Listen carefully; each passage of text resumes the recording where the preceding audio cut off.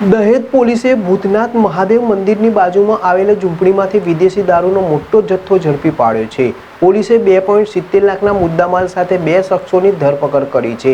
એક આરોપી હાલ જેલમાં હોવાથી તેને વોન્ટેડ જાહેર કરવામાં આવ્યો છે।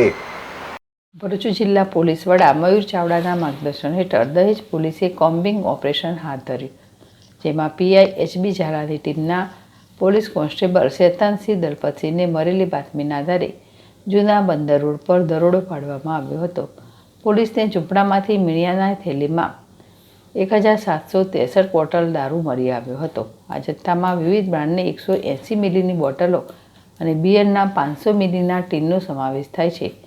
કુલ દારૂની કિંમત 2,65,350 અને એક મોબાઈલ કિંમત ₹5,000 મળી કુલ ₹2,70,350નો મુદ્દામાલ જપ્ત કરાયો છે।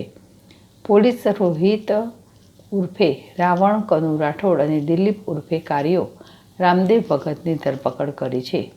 મુખ્ય સૂત્રધાર રાહુલ સુરેશ રાઠોડ હાલમાં રાજકોટ મધ્યસ્થ જેલમાં પાસા એક્ટ હેઠળ બંધ છે। દહેજ પોલીસે આ મામલે ગુજરાત પ્રવેશ પ્રતિબંધ અધિનિયમ હેઠળ કલમ 65A 8111(6)B મુજબ ગુનો નોંધી વધુ તપાસ શરૂ કરી છે। યાકુબ પટેલ, ZSTV, ભરૂચ।